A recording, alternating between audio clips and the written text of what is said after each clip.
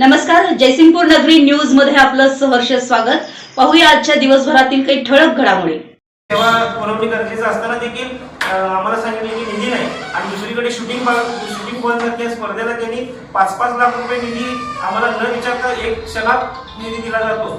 त्याचबरोबर आणखी एक मुद्दा, विक्रमसिंह क्रीडांगण हे आपल्या जयसिंगपुरात पहिलेपासून नावलौकिक असलेले क्रीडांगण आहे। त्या क्रीडांगणाच्या बोर्डावर यांनी सुशीला कांचन घोडावत असं नाव यांनी दुसरा फलक आणून लावलेला आहे व त्या ठिकाणी ते नाव पुसण्याचं काम, शाहू महाराजांनी बसवलेल्या गावाचं अस्तित्व संपवण्याचं काम या ठिकाणी कोणते नेते करत आहेत त्यांची चौकशी होऊन त्या नेत्यांना अगदीच आम्ही धारेवर धरू आणि त्या नेत्यांनी मनमानी कारभार करायचं ठरवलेलं आहे। या गावाला वेटीस धरायचं ठरवलेलं आहे।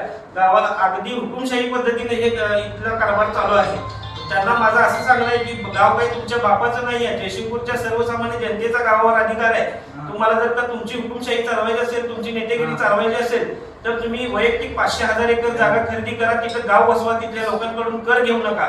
इथली जनता कर भरते, जनतेचा अधिकार आहे। तुम्ही मनमानी कारभार चालवलाय, जनतेच्या पैशाचा उधळण तुमच्या नावलौकिकपणासाठी चालू आहे असं आमचं ठाम म्हणणं आहे। आणि शूटिंग बॉल स्पर्धेसारख्या होणाऱ्या स्पर्धेवर आमचा शिरोळ तालुका विकास आघाडीकडून बहिष्कार आहे असं मी जाहीर करतो।